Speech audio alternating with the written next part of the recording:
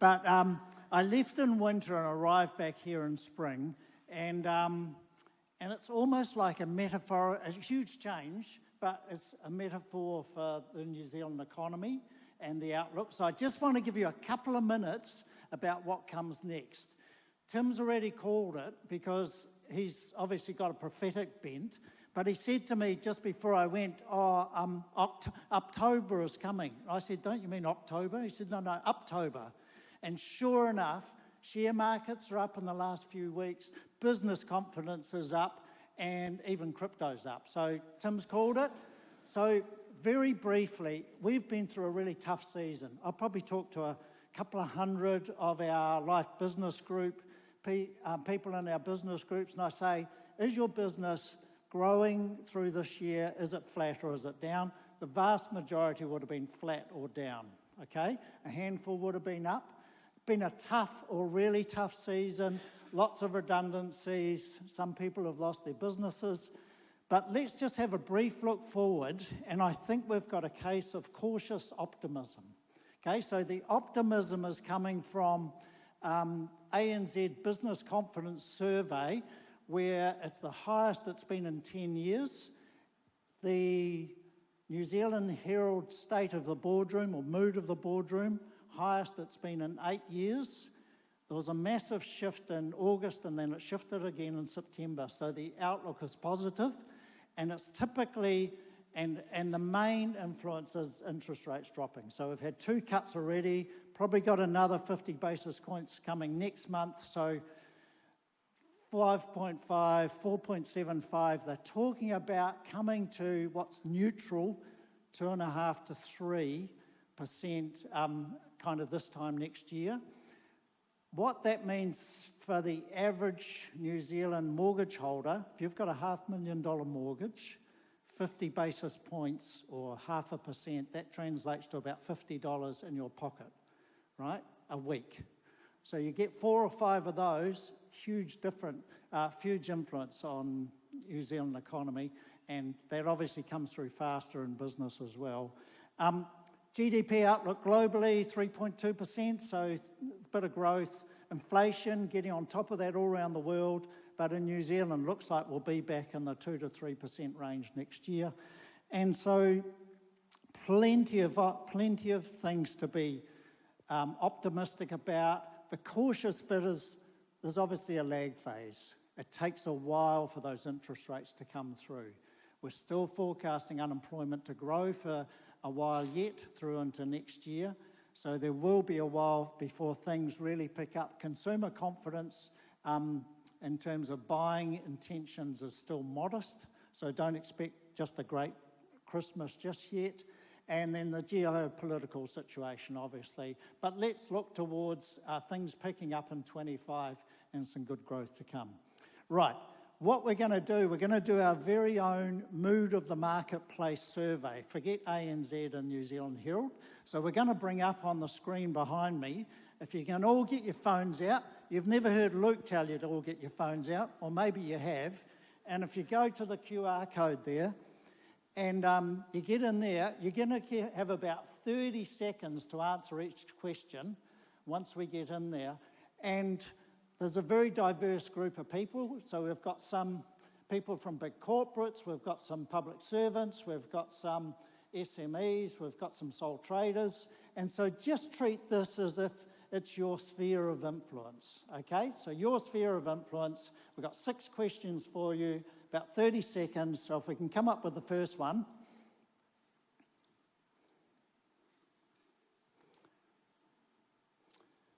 What's your greatest challenge as a business?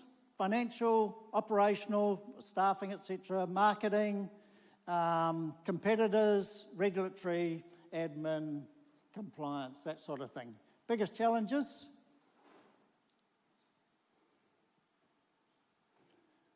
Look at that. Funding, cash flow, debt, profitability, and from the market, basically, people have been saying demand. Low demand is the biggest constraint at the moment. Okay, let's go on to the next question. What's your biggest constraint as an individual? Is it time? Is it exhaustion, energy burnout from a tough season? Is it knowledge? Is it fear, uncertainty, anxiety, self-doubt? Is it some health issues, some physical issues? So that's not surprising time. Okay, let's go to the next one. Do you have a vision for your business, for your career? Do you know where you're going? Do you have some clear goals of what you'd want to achieve in the business?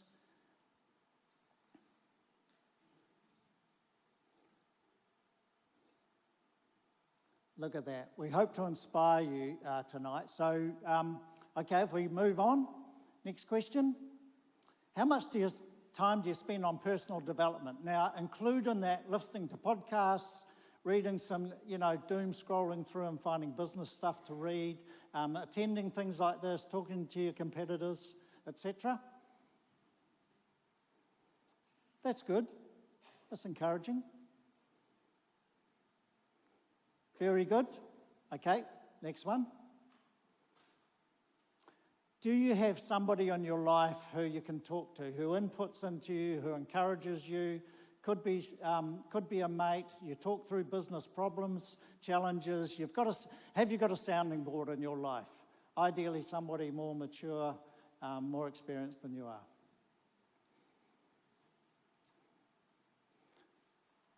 So the no's outnumber the yeses. So I'm going to talk about that in a minute. And I think the final question is coming up. How often do you pray for your business, your career, your team, what's going on in your world in the marketplace?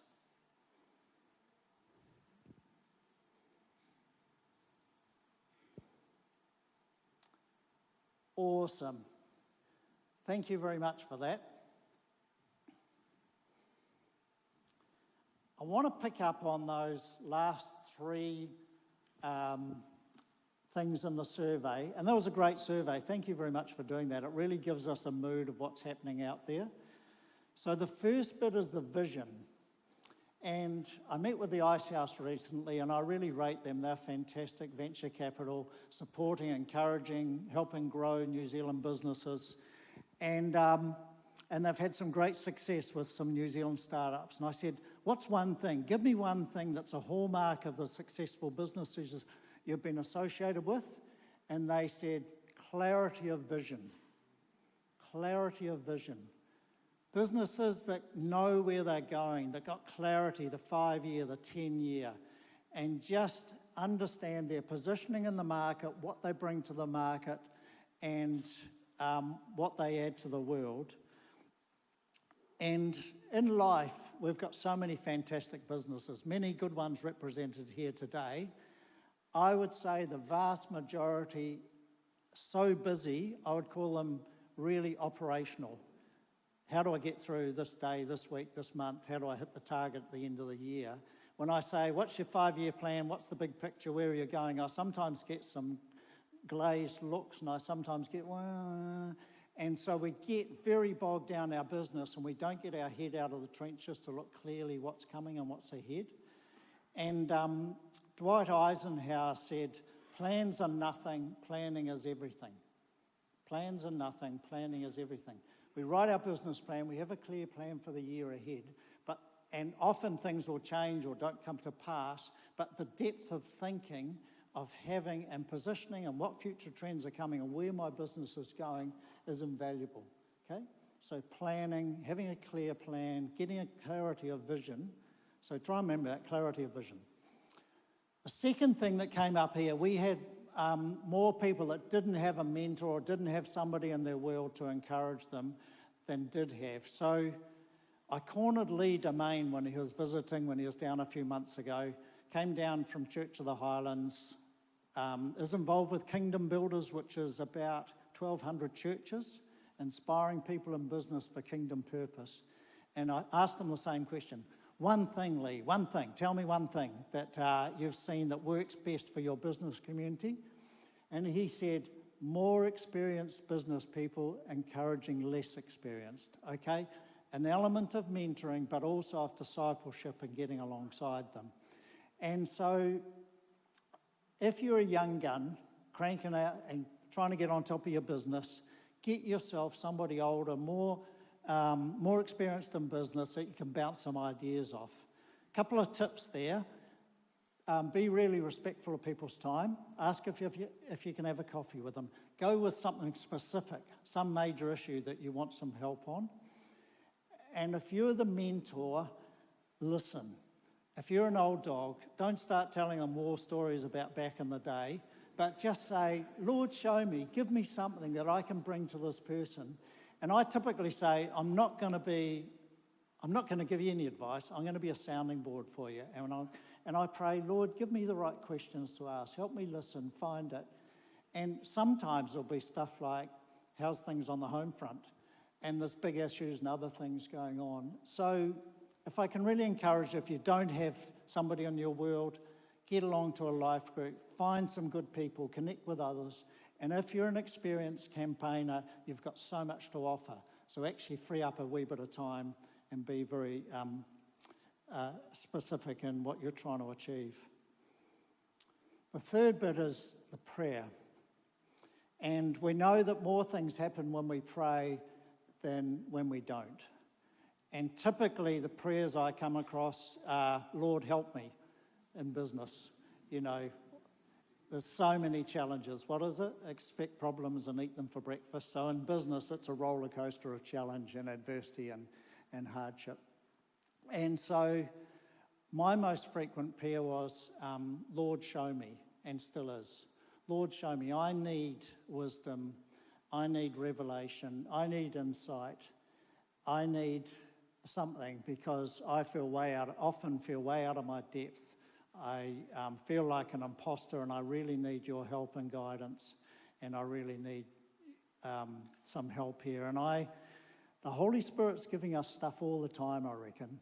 And if we can dial down and listen to the still small voice, we can get answers. And it can be simple stuff. How many widgets do I order? Or difficult stuff like, I've got this really hard conversation to have with one of my staff. Or I've got this customer presentation. Lord, show me. Just wrapping up, I guess I've had 5 decades in business, and I just want to say the season we've gone through has been a really tough one. And we go in cycles, okay? So it's a cyclic business, and we are currently emerging out of the bottom of a really tough cycle. And some older, experienced business people in the room will be going, hey, we've been through cycles before, we understand this. You know, there's a time for everything under heaven. We're going through another tough time, but in the toughest and hardest of times, we learn the most. Funny, the adversity brings out the best in us. And we actually develop more resilience each time we go through a tough and difficult and challenging time. We kind of go, yeah, this feels similar to the last round we went through 15 years ago. So, and the third piece of this is God's got this. As we lean on him, seek his face, depend on him, our hope and our security and our happiness is not tied into New Zealand GDP figures or the economic outlook. There's something far bigger and greater. And so I want to reframe. We've kind of been saying this year, survive till 25. And I want to reframe that to arrive in 25, ready to thrive. Okay? Arrive in 25, ready to thrive. So, been a tough season. Let's look, we're about 10 weeks out from a summer holiday, so we can do this. But let's look at the season. It's been tough, it's been hard. I have to restructure, reorganise, refocus, almost recondition, preparing for the year ahead. And we know that things will pick up and that we will go into growth later next year. But let's learn from the season rather than survive till 25.